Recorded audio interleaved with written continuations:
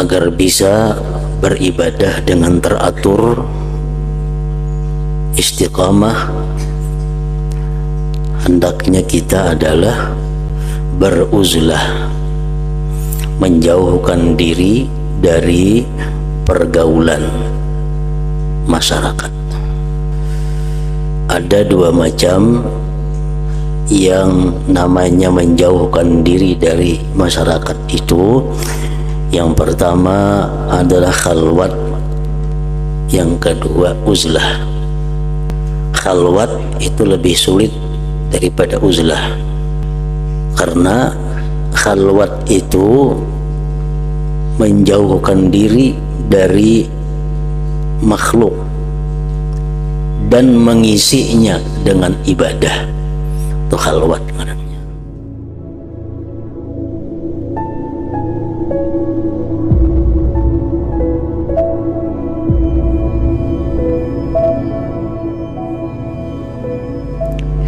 Bismillahirrahmanirrahim. Alhamdulillahi rabbil alamin.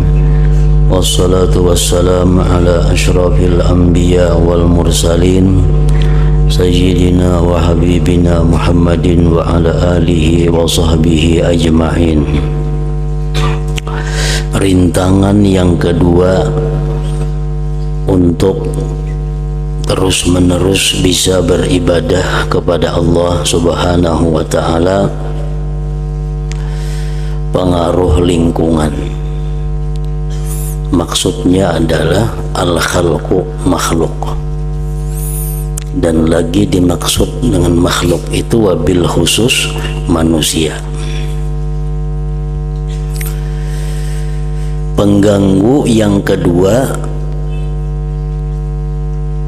dalam meneruskan ibadah kepada Allah adalah manusia.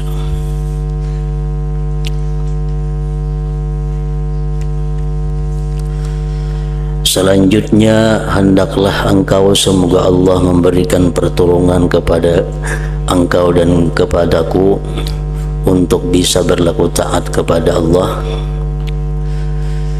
Hendaklah engkau memencilkan diri dari pergaulan, artinya uzlah.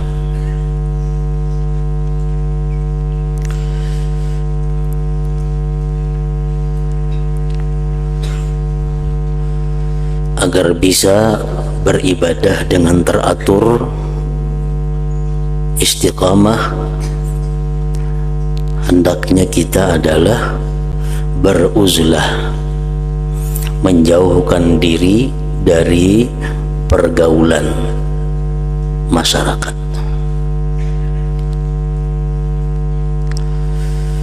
Ada dua macam yang namanya menjauhkan diri dari masyarakat itu. Yang pertama adalah khalwat, yang kedua uzlah. Khalwat itu lebih sulit daripada uzlah,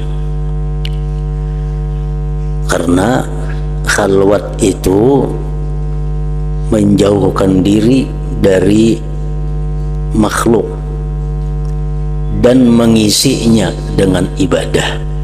Itu khalwat namanya.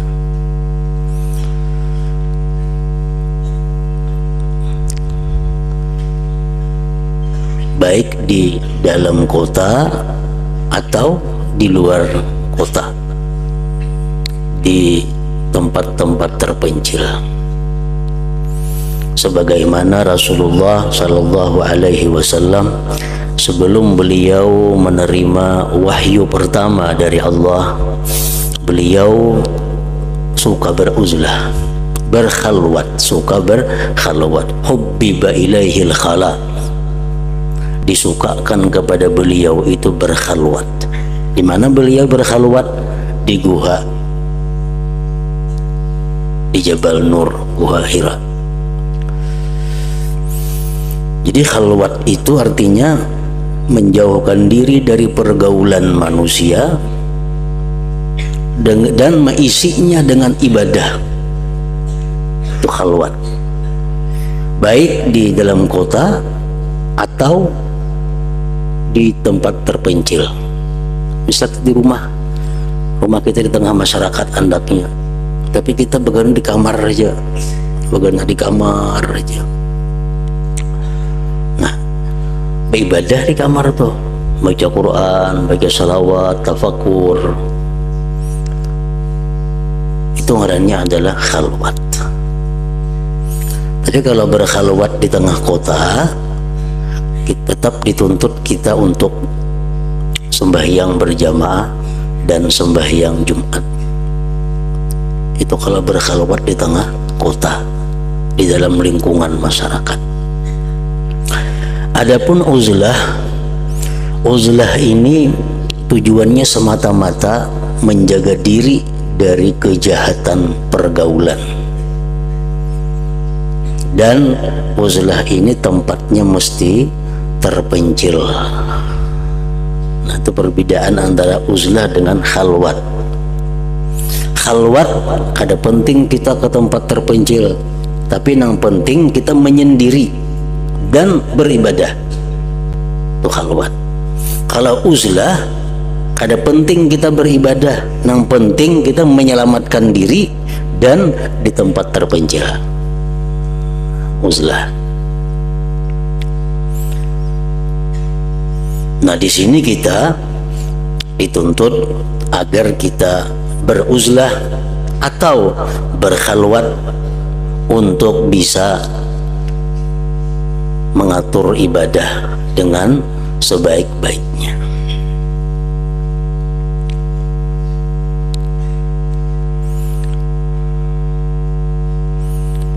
Kenapa uzlah atau khalwat itu diperlukan?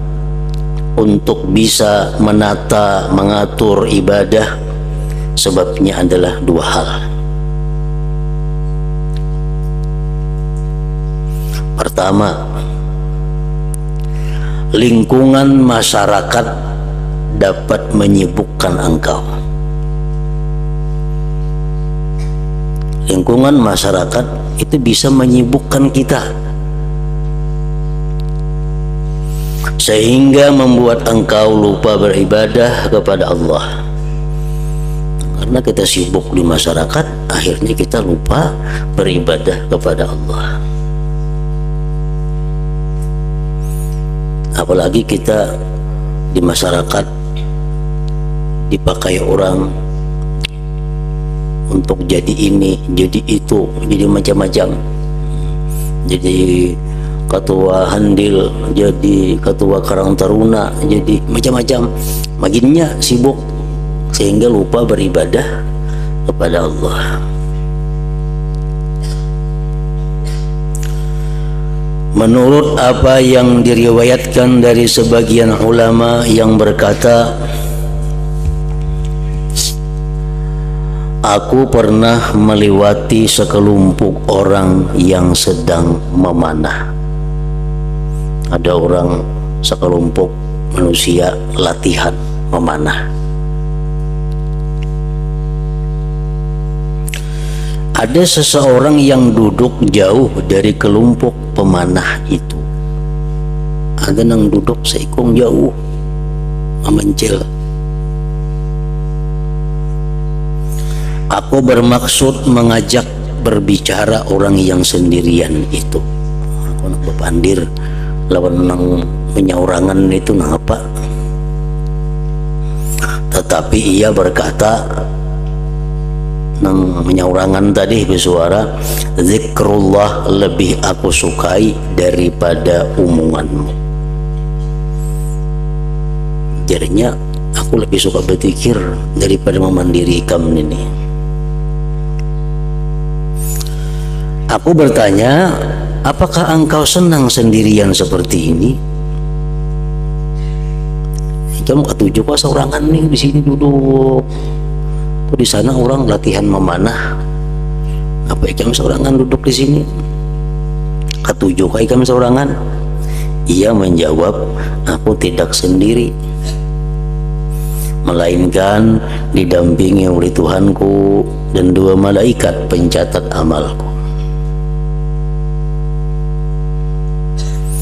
Aku bertanya lagi, siapakah yang menang di antara mereka para pemanah? Siapa yang paling harap kira-kira pemanahan itu nah? Tukang latihan memanah tuh berlomba. Siapa yang paling menang? Siapa yang paling harap? Ia menjawab, orang yang dosanya diampuni Allah itulah yang menang. Orang yang dosanya diampuni Allah itulah yang menang. Aku bertanya lagi, manakah jalan menuju kepada Allah? Ia memberi isyarat dengan tangannya ke arah langit, menunjuk ke atas. Menunjuk ke atas maksudnya adalah beribadah kepada Allah Subhanahu wa ta'ala.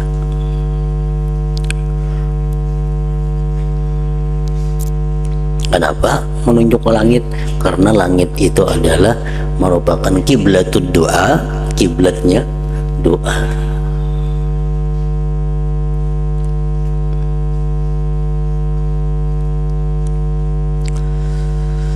Lalu bangkit orang tadi berdiri meninggalkanku sambil bergumam, sebagian besar makhlukmu pada lupa kepadamu Gusti ya Allah. Artinya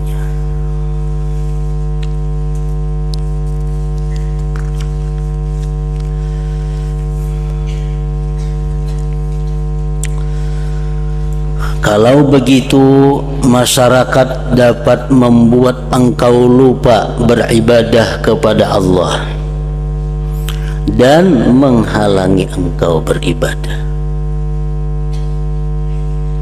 bahkan menjerumuskan kamu ke dalam laku akhlak yang buruk dan kerusakan.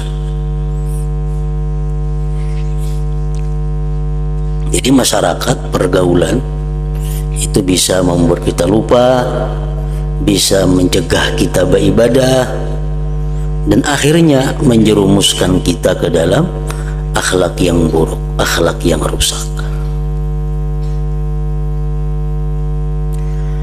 Sesuai dengan apa yang dikatakan oleh Hatimul Asam, ujar beliau, aku mengharapkan orang-orang ini melakukan 5 perkara. Aku Jasidin hendak masyarakat sekitarku ini, pergaulanku ini melakukan 5 perkara. Namun aku tidak bisa menemukannya yang 5 itu di masyarakat.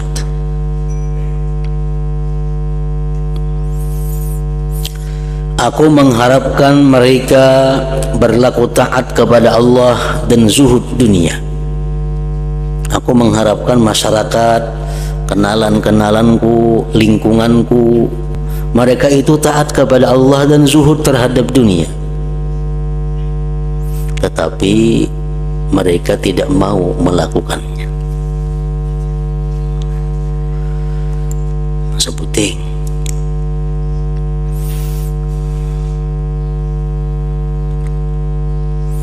Aku mengharapkan orang-orang yang dekat dengan aku, yang kenal dengan aku, lingkunganku itu, aku kepingin mereka taat kepada Allah, mereka zuhud terhadap dunia. Ternyata mereka kada mau.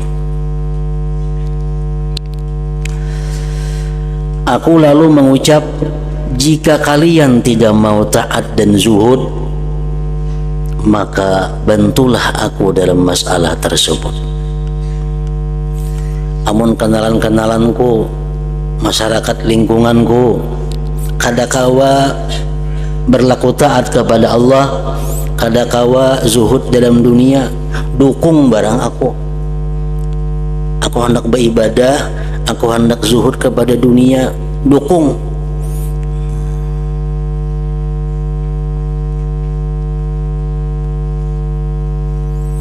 Orang-orang tidak mau membantu. Ternyata mereka kada mendukung.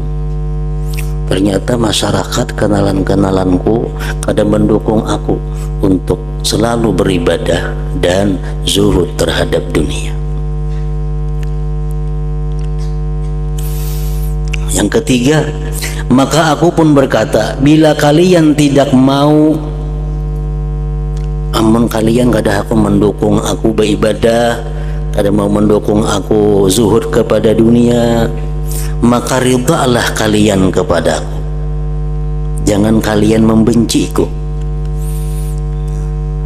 Amun mendukung kada kawa katuju barang, jangan membenci kepadaku kalau aku beribadah manakala aku melakukan taat dan zuhud.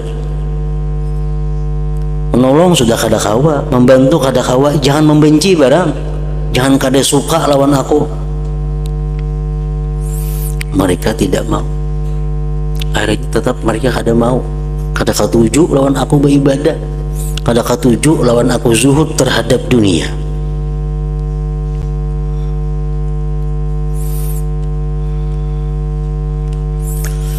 Nah yang keempat, maka aku berkata, kalau begitu, kalau kalian benci kepada aku karena aku selalu beribadah, zuhud terhadap dunia, kalau begitu janganlah kalian mencegahku bila aku hendak taat dan zuhud. Jangan mengganggu barang, jangan mencegah. Ayuhah kada senang, ayuhah benci mun aku beribadah, mun aku zuhud, silahkan benci, tapi jangan dicegah aku untuk berbuat ibadah dan zuhud kepada dunia. Mereka tetap saja mencegahku.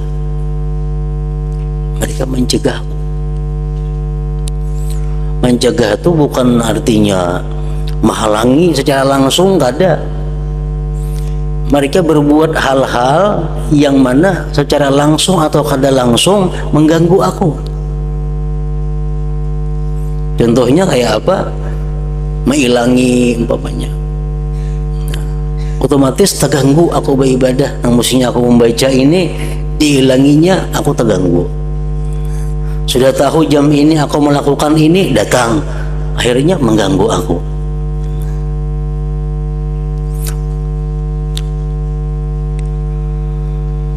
Nah yang kelima, maka aku berkata, baiklah, kalian jangan mengajakku untuk mengerjakan perkara yang tidak membuat ridha Allah. Allah yang Maha Agung, dan janganlah kalian memusuhiku apabila aku tidak mengikuti kalian.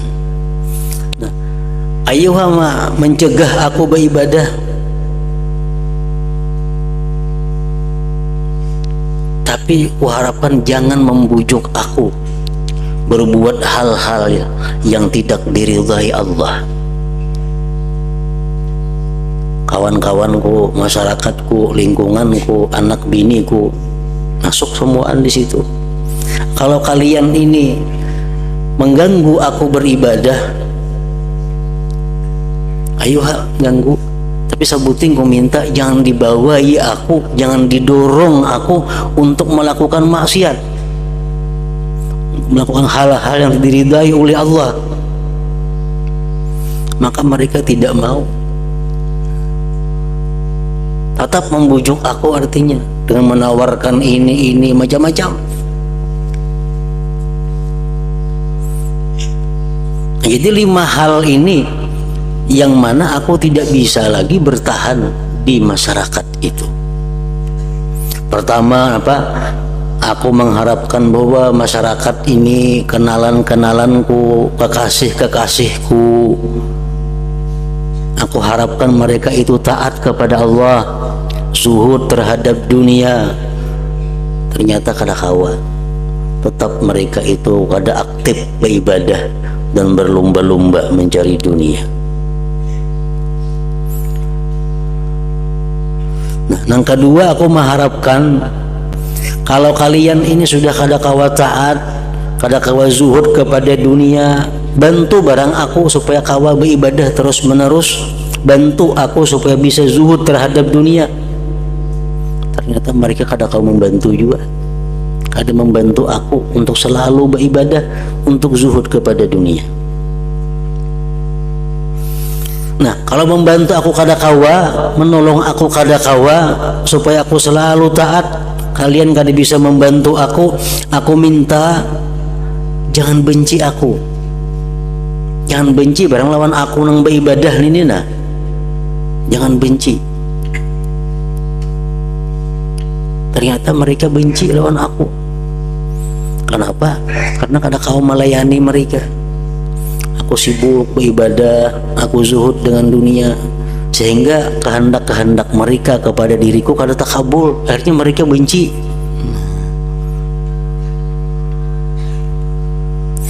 Nah, kalau kalian benci kepada aku, ayo sudah benci, tapi ku minta nang keempat apa? Jangan mencegahku untuk berbuat taat, jangan mencegahku untuk zuhud kepada dunia. Ternyata mereka tetap mencegahku, menyibukkan aku dengan hal-hal yang membuat aku lupa ibadah.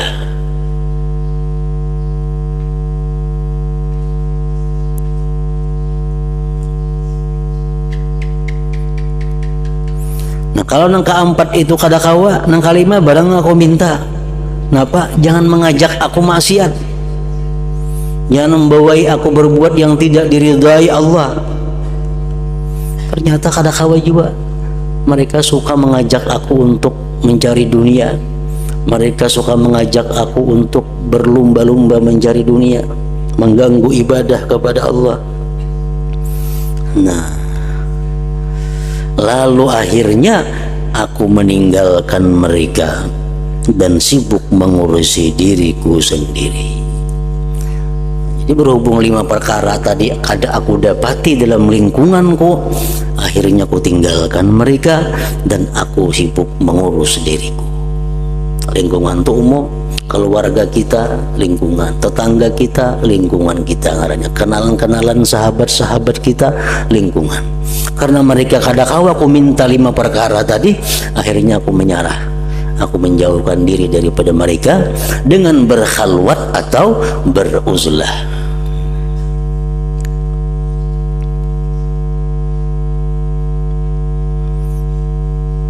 Umpamanya kita diberi oleh guru kita amalan, ujar guru kita, ikam beri amalan, dan aku minta ikam amalkan ini 40 hari. Apa amalannya? Zikir 1000 sehari, salawat 1000 sehari, istighfar 1000 sehari, subhanallah bihamdi 1000 sehari, Al-Quran 10 juz sehari, sembahyang sunat mutlak 100 rakaat setiap malam. Aku minta kamu amalkan itu 40 hari. Nah, amalan itu kita kadang-kala bisa melaksanakan kalau kita hidup di tengah masyarakat, apalagi bisi anak, bisi bini, ada kawan. Zikir 1000, salawat 1000, astagfirullahalazim 1000, subhanallah 1000 umpamanya, Quran 10 juz sehari, sembahyang sunat mutlak 100 rakaat sehari, tambah sembahyang yang lain-lain yang duha, witir, itu sudah nyata. Hidup kita di tengah masyarakat, kita kadang-kala menggawi itu. Kenapa? Karena pasti ada mereka itu mengganggu, pasti ada mereka itu menghalangi kita. Nah, untuk bisa mengamalkan itu diperlukan kita uzlah atau khalwat. Nah, permisi lawan keluarga, nama nabi si anak bini tinggalian nafkah di rumah. Nah, aku 40 hari nak berhilang kemana kah? Yang 40 hari duit 1,5 juta nah aku tinggali, pulang kemana kah lagi? Nah, pulang ke tengah tempat nang kali diganggu orang di mana kah? 40. Nah, kawat melaksanakan itu. Bila hidup di tengah kota ini kada akan bisa melaksanakan itu, karena macam-macam pasti ada halangan, rintangan dari lingkungan ini. Nah, itu maksudnya uzlah dan khalwat ini. Bukan seumuran uzlah khalwat itu ada sampai mati, ada. Nabi kita kan berkhalwat beberapa bulan, akhirnya beliau diberi oleh Allah wahyu, lalu terjun ke masyarakat. Nah, khalwat uzlah kita beribadah kepada Allah sedemikian rupa untuk menampak diri, menjadikan diri supaya kukuh. Bila diri kukuh apa kada terpengaruh lagi dengan kiri kanan muka belakang. Nah, kalau sudah kita mampu, kada terpengaruh lagi dengan kiri kanan muka belakang, ayo kita bergaul di tengah masyarakat. Nah, tujuannya macam itu. Bukan uzlah belawasaan sampai mati, kadakah itu maksudnya. Tujuan daripada uzlah khalwat itu membersihkan diri daripada sifat-sifat nang kada baik, kemudian menghiasi diri dengan sifat-sifat nang baik, mengisi hati dengan hal-hal yang memperkuat iman dan takwa kepada Allah Subhanahu wa ta'ala. Nah, kalau sudah kuat, kalau sudah bisa rutin, silahkan ke masyarakat untuk bergaul, untuk berdakwah kepada mereka. Makanya khalwat itu ada nang 3 hari, ada nang seminggu, ada nang 40 hari, ada nang sebulan, ada nang macam-macam bentuk jenis khalwat itu, tergantung petunjuk guru kita kepada kita. Kamu amalkan ini 3 hari aku minta. Menjaga guru umpamanya, amalkan kayak tadi nah, minta 3 hari, berturut-turut 3 hari. Nah, 3 hari kita menghilang dari masyarakat kemanakah? Yang lebih nyaman supaya kita jangan tekana tuntutan Jumat dan jamaah. Kalau kita masih di tengah kota, kita masih dituntut untuk sembahyang berjamaah dan Jumat. Supaya gugur 2 itu, kita ke tempat nang jauh, nang kada terdengar azan, kada terdengar panggilan jamaah. Nah, lalu 3 hari 3 malam kita bisa dengan mudah mengamalkan itu.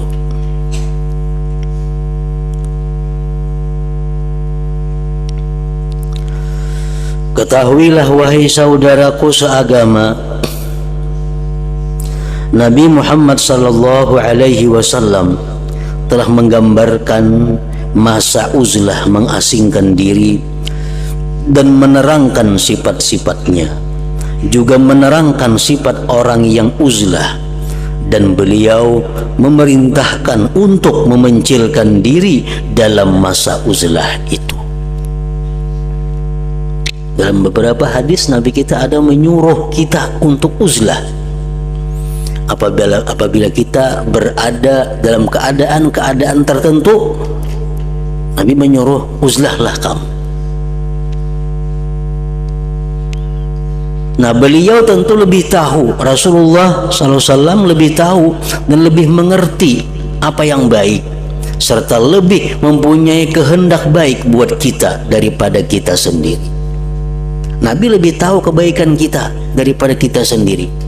Kalau sini menyuruh uzlah di masa-masa tertentu, itulah yang terbaik untuk kita. Berarti kayak itu. Karena itu, jika di zaman engkau menemukan masyarakat yang cocok dengan penggambaran Rasulullah sallallahu alaihi wasallam, maka ikutilah perintah dan nasihat beliau. Tidak usah ragu bahwa beliau Rasulullah pasti lebih mengetahui apa yang baik bagi engkau di zaman engkau.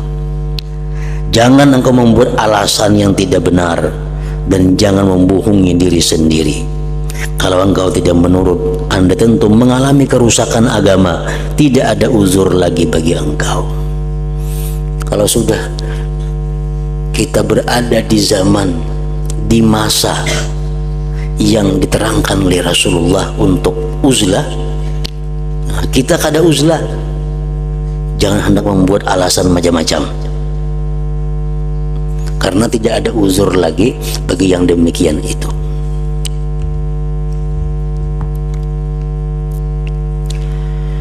Sifat yang kuterangkan sebagai sifat uzlah ialah apa yang tersebut dalam hadis masyhur yang diriwayatkan dari Abdullah bin Amr ibn al-As radhiyallahu anhuma.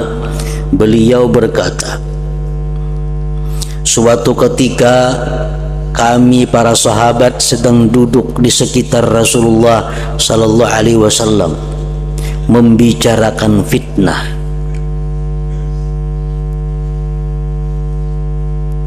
Fitnah ini dimaksudnya adalah kerusakan masa, di mana orang sulit untuk menghindar daripada maksiat. Itu fitnah artinya.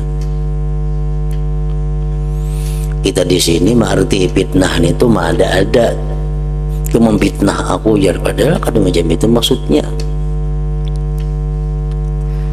Fitnah itu adalah satu kemaksiatan yang kita sulit menghindarinya. Itu masa fitnah ngarannya.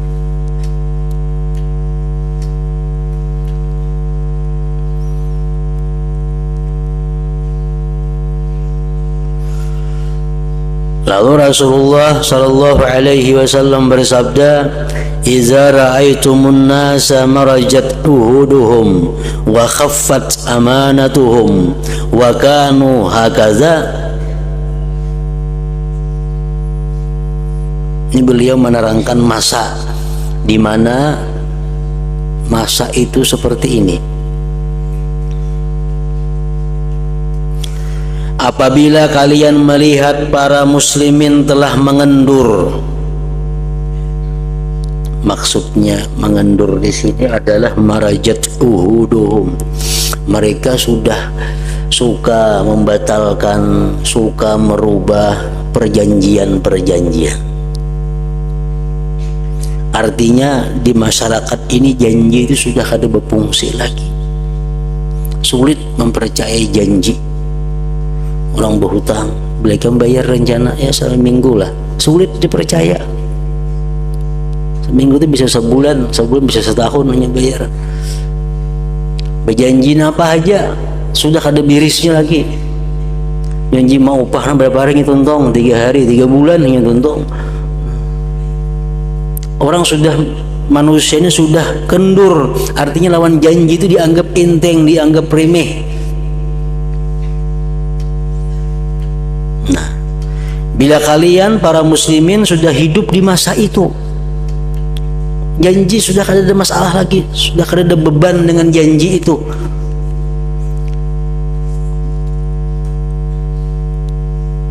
Yang kedua, hilang kesanggupan mereka untuk taat kepada Allah dan hampa amanah mereka.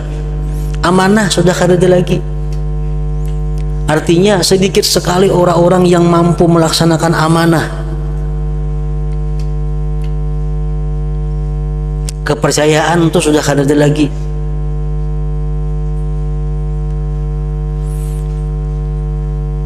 Misalnya kita di kampung, di masyarakat. Di masyarakat ini kita kenal semua orang-orangnya, patuh, baik. Tapi kita hendak misalnya ke mana menitipkan duit ini nah. Kita sulit mencari orang yang kita anggap amanah. Dititipkan ke sini duit, asa kata tapi aman. Dititipkan ke sebuah sana, asa katanya percaya hati. Dititipkan, kesulitan kita menitipkan duit ini. Kenapa? Karena orang-orang sekampungan ini sudah sulit dilihat kebenaran amanahnya.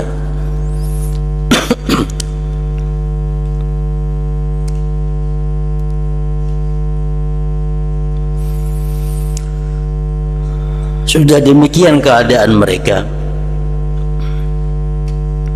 Pada waktu itu Rasulullah menjalin jari tangan beliau. Aku Abdullah bin Amr bertanya, apakah yang harus kukerjakan bila terjadi yang demikian?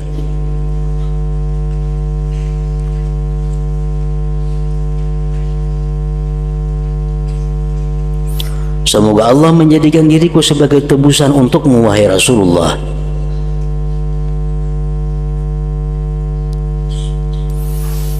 Rasulullah bersabda, ilzam baitaka.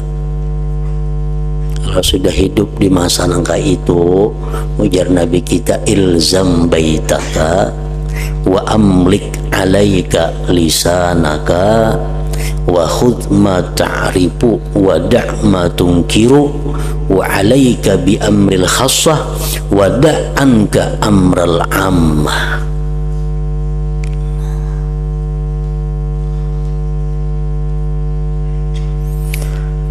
Tetaplah tinggal di rumahmu.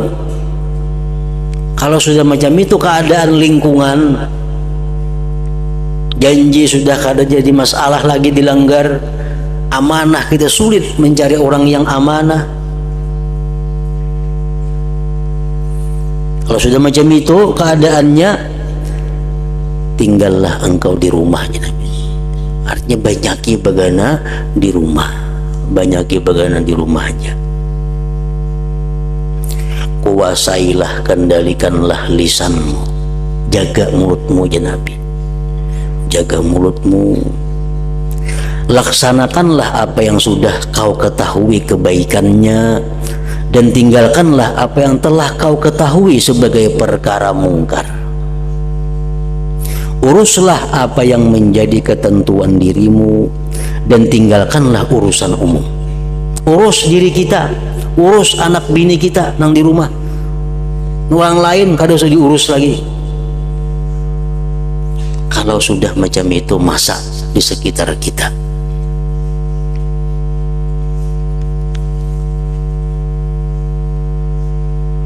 Dalam hadis lain diterangkan bahwa Nabi Muhammad SAW bersabda, zaman fitnah ialah hari-hari pertikaian.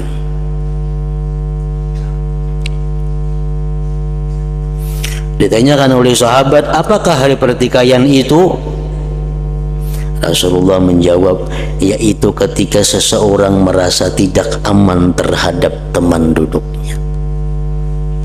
Sudah disebut ngarannya hari-hari fitnah. Kita ini sudah lawan kawan aja kita kada percaya lagi. Kita ini kawan sakaguringan, rancak asitu kamari lawan inya, kawan akrab.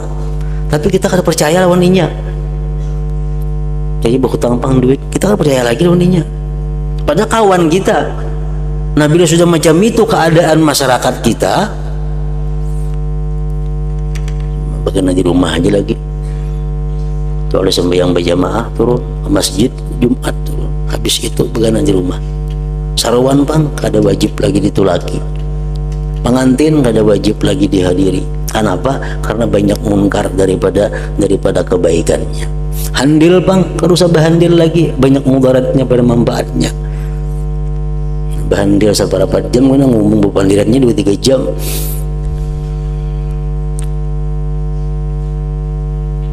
Nah kalau sudah macam itu masaknya, ini Nabi mengajarkan demikian. Ibnu Mas'ud menuturkan dalam hadis lain yang diriwayatkan oleh Al-Harits bin Umairah bahwa Nabi Muhammad sallallahu alaihi wasallam pernah bersabda kepada Nabi Muhammad pernah bersabda kepada beliau, pada Ibnu Mas'ud. Ujar Nabi lawan Ibnu Mas'ud, "Iyudfa an umrika fasayati alaika zamanun katsirun khutaba'uhu qalilun ulama'uhu katsirun su'aluhu qalilun mu'tuhu al-hawa fihi qa'idul ilm." Artinya, wahai Ibnu Mas'ud, ujar Nabi, jika engkau dikaruniai umur panjang, maka selagi akan datang padamu suatu masa yang pada masa itu banyak juru khutbahnya, sedikit ulamanya. Banyak nang ahli-ahli pidato, banyak nang jadi khatib. 3 bulan sampai giliran jadi khatib, sing banyak kan nang jadi khatib. Tapi nang alim khatib sedikit aja nang alim. Bang dia 3 ekong nang bujur-bujur menguasai dalam ilmu agama. Bila bisa berpidato, harat berpidato, bisa baca kitab Melayu, diangkat jadi khatib. Ini sebuah masjid 30 khatibnya, 20 khatibnya. Pada zaman Nabi saya kong aja khatib Nabi itu bang seumuran dah. Karena sini paling alim. Khatibnya mesti yang paling alim. Di berapa siapa yang paling alim manusia, itulah mesti jadi khatib. Nomor 2 paling alimnya siapa? Bukan yang harat berpidatunya itu. Nah di akhir zaman kayaknya kada penting alim, yang penting harat berpidato. Bila harat berpidato jadi khatib, alim gak ada kata gumpal khutbahnya sah kada tahu lagi.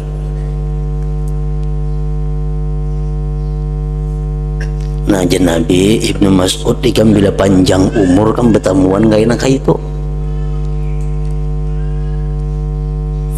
Banyak orang yang meminta, sedikit yang mau memberi.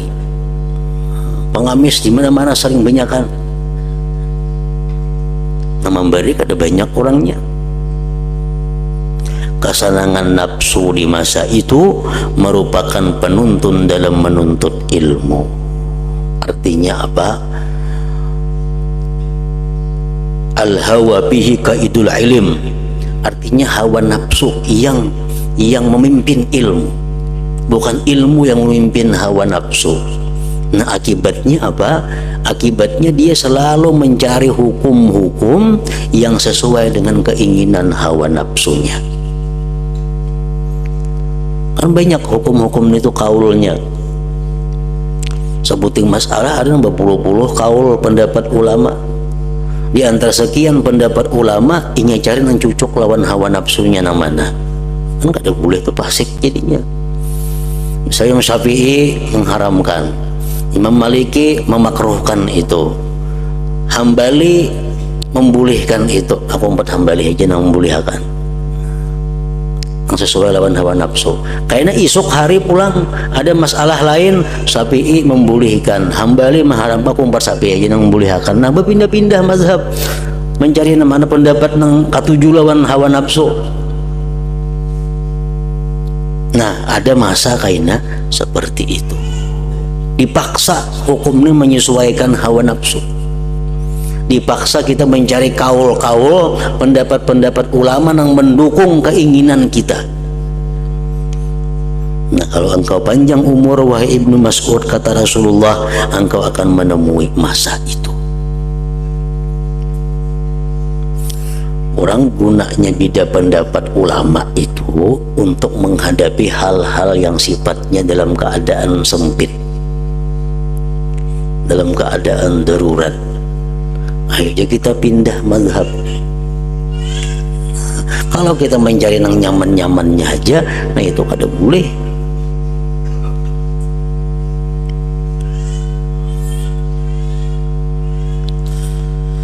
Al-Haris bertanya, kapankah kejadian demikian itu ya Rasulullah? Apabila wahai Rasul terjadinya masa kayak itu, masa yang banyak orang berpidato harap-harap yang alim sedikit, banyak orang minta-minta yang memberi sedikit, ilmu-ilmu digunakan untuk menunjang keinginan hawa nafsu. Apabila itu masanya, Rasulullah SAW bersabda, "Iza umitatis salah wa qubilatir risha wa yuba'uddin bi'aradin yasir minad dunya pannaja an-naja wa yahak thumman naja." Nah, waktunya itu ujar Nabi, nanti apabila jamaah salat dimatikan, jarang orang mau salat berjamaah. Artinya sembahyang berjamaah itu sudah mati. Orang ketemu lagi sembahyang berjamaah. Tunggu dikitan, mulai subuh nambah kunci langgar kada ada lagi orangnya. Subuh kada ada lagi langgar orangnya. Banyak itu mungkin kita kabanjir tuh subuh, banyak langgar nambah kunci. Subuh kada ada orangnya nang berjamaah. Subuh, kena zuhur, asar, paling maghrib pun isya yang berfungsi. Kayaknya berapa tahun kemudian hanya maghribnya lagi yang berisi langgar, isya sudah ada lagi orangnya. Akhirnya kena habis 5 waktunya, mati jamaah. Nah, ujar Nabi kita, waktunya terjadi yang tadi apabila salat jamaah sudah dimatikan. Yang kedua, uang suguk diterima. Uang suguk diterima. Yang ketiga, agama dijual dengan harga murah dari harta dunia. Agama dijual. Artinya kayak apa? Ada keuntungan. Ada keuntungan 1 juta. Tapi hukumnya haram. Biar haram, berarti 1 juta untung. Nah, itu agama dijual ngarannya dengan harga yang murah. Ada bisnis, ada usaha, ada kesempatan dapat keuntungan 10 juta, tapi haram gawiannya. Biar haram, yang penting dapat 10 juta. Nah, mengarangnya menjual agama. Nanti kalau sudah demikian masanya, kata Rasulullah, maka carilah keselamatan. Cari keselamatan, menghindarlah. cari keselamatan, carilah keselamatan. Kasihan kau, carilah keselamatan, yakni keselamatan agama. Nah, artinya di masa seperti itu kita sudah dituntut untuk menjauhkan diri daripada pergaulan masyarakat. Napa di kampung kita yang berjamaah, seorangannya kita, nang bang kita, nang kamat kita, imam kita, kaum kita juga semua ada nang turunnya. Uang suguk di mana-mana, agama dijual belikan orang. Nah, kalau sudah macam itu, dituntut kita oleh Rasulullah untuk uzlah. Semua apa yang tersebut dalam hadis-hadis ini pasti sudah Anda lihat dengan mata kepala Anda pada zaman Anda dan orang-orang yang berada di zaman Anda. Karena itu waspadalah terhadap diri Anda.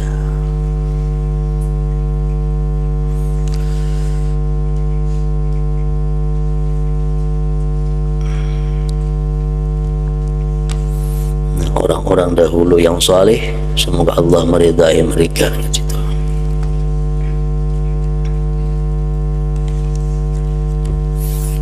Hadratin Nabi sallallahu alaihi wasallam. Al-Fatihah. A'udzu billahi minasyaitonir rajim. Bismillahirrahmanirrahim.